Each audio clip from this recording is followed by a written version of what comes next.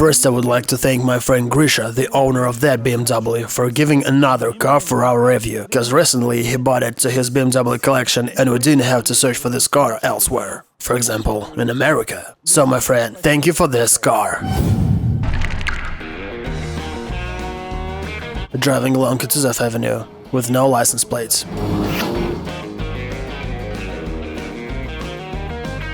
When I first saw this car, I expected it to feel like a cattle truck, because it's so roomy and big and heavy, but my fears did not come true.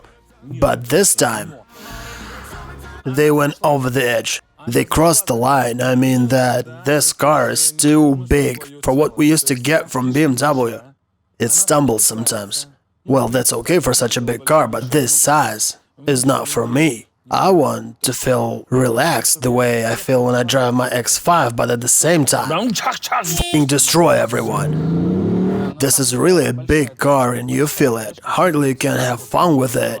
It's supposed to have good brakes, but I don't trust it.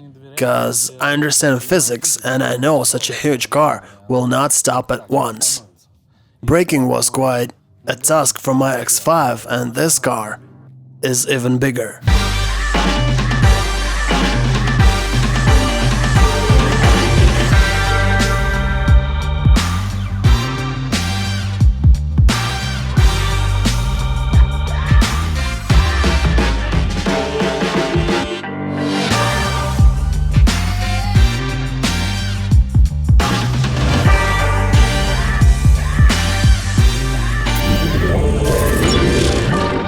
Grisha, my friend, thanks one more time for giving us this car, and I'm sorry for being the first who gets up its skirt.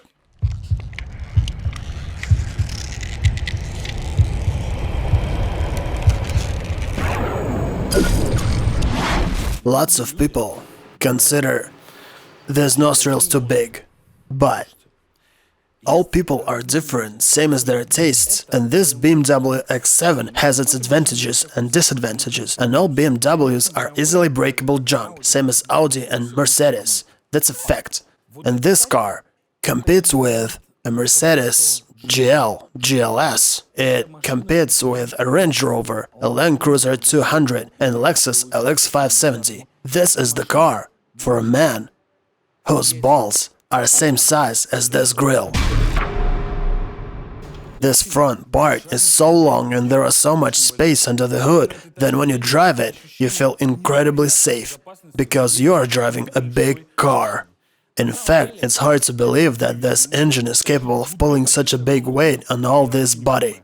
The Range Rover has a 5-liter compressor engine, and it's fuel like a bitch.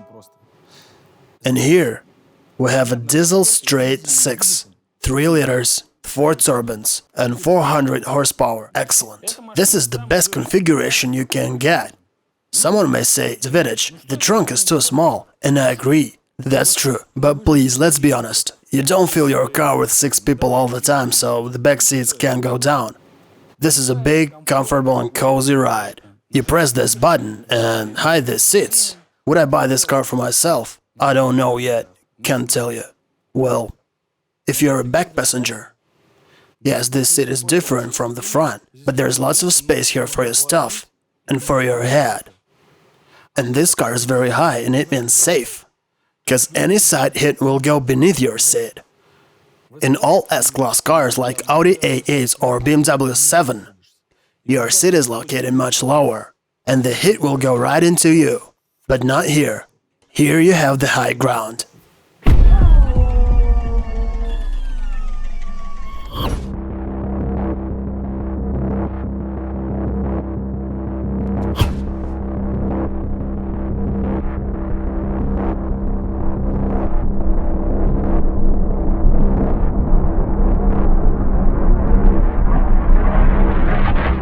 Now I have the question to the dealership. How it turns out that you sell a brand new car that costs 140 or 150,000 and the whole car is covered with some small scratches. They are everywhere, and it means that at the car wash, where they prepare cars for the dealership, they rubbed it with some dirty stinky washcloth and scratched it. And how could it happen that A man buys a brand new car in the official dealership for 155,000. And he finds a small dent. Look, but here's one more interesting thing. Come here. I almost forgot about it. Take a good look inside of this headlight. They're fingerprints. Inside of the glass. This says a famous brand. An X7. How the hell did you let that happen, BMW? Right inside of the headlights. And most of the people would not even notice that, but look carefully at this disgrace. That's a shame. So this car was covered with plastic tapes and protectors, and it was glued to this mirror. And what do we see here? The glue stained in the texture of this material. Just take a look at this. They gave this car away with this glue stain. Check this out. And these are the small details, but you already can see the attitude to the customer. What the hell is this? I can only say, this is a f***up.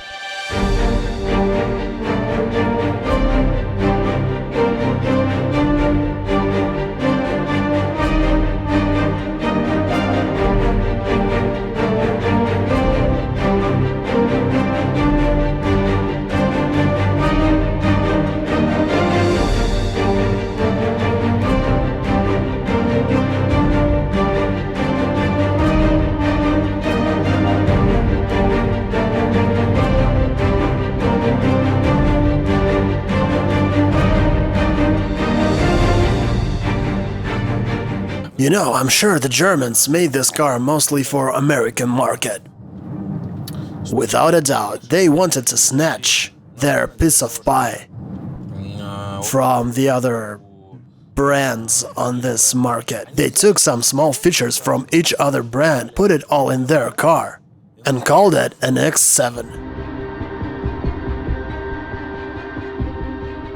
We decided to go to the country because it's not comfortable to drive this car in the city. It's not comfortable to park or move in the traffic. And this is a bad choice for racing, just believe me. So we decided to get out of the town and just go anywhere to some countryside. The thing is that I always try to tell something new about cars, something interesting. And there's absolutely nothing unique in this f***ing car. We have to keep this part in the final cut. We have to tell people the truth. And I want to be honest with you guys, there's nothing special in this car. They just flashed it as something fascinating and BMW fans started to...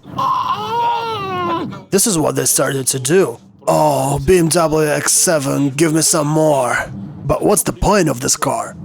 I own a BMW 7 and it's perfect. It's the same comfortable and soft. And it has much greater steering, so it's even more convenient than an X7. Because, one more time, this is a big car and it wags its tail as a fish. It shakes and sways.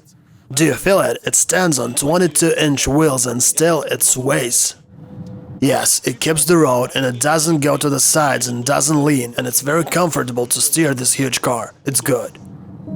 But this is it.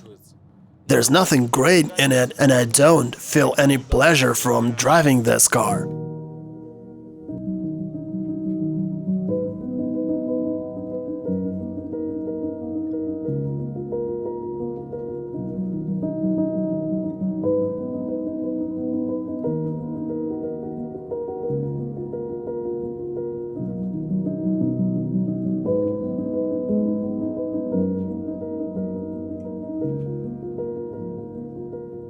Lots of people loved this Mercedes when it came out. We used to call it GL. But then they decided to make some mess with their abbreviations and change those letters to GLS. Why did they do that? Well, this S was meant for an S-Class, so it was supposed to be extra comfortable. But guess what? When I got into that car, 5 minutes was enough for me. I didn't even want to start that junk, because first, this bastard is too voracious for fuel. Second, these doors are way too heavy. Third, these doors already creak and make lots of strange noises. 4. It has outstandingly poor interior. And it also has a poor dashboard. And poor buttons. This car is from the past and it has no right to exist. This is my opinion, and it may not coincide with yours. When they made this car, everyone started to talk about it, X7, X7, X7. But this is just a big car, and that's it. Seriously. What were they thinking about when they put 22-inch wheels here? This is a car for big family. And since it's a family car, I think that some family guy should tell about it. You have to let some kids inside of this car and let them touch everything and press the buttons and ask their opinion. How do they like the seats and other stuff? But I'm sure the kids would like it. There's lots of space inside and all these buttons. When they touch it and play with it, they're gonna love it. And they will be happy to put their Coke inside of these cup holders. And that's it. And that's all. What else should I say? And this Mercedes costs almost the same if you buy the best configuration. I guess it will cost about 140,000 bucks.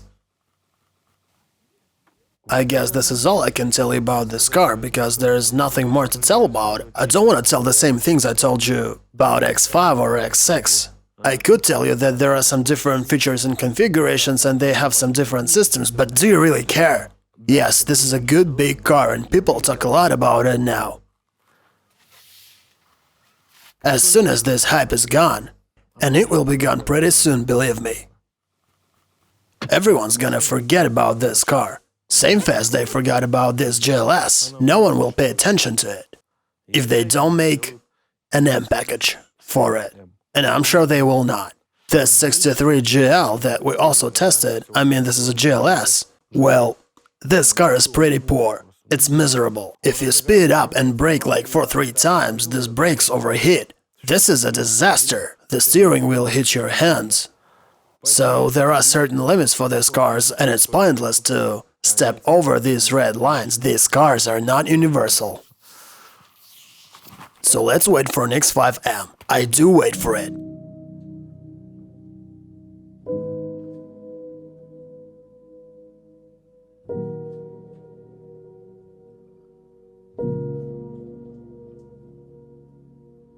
Thank you for watching this video, and I expect you subscribe to our channel. And I'm sure you know what to do next. Press the like button and ring this goddamn bell for not to miss the upcoming videos. And we always try to do our best for you. See you later, guys. You have my hugs. Goodbye.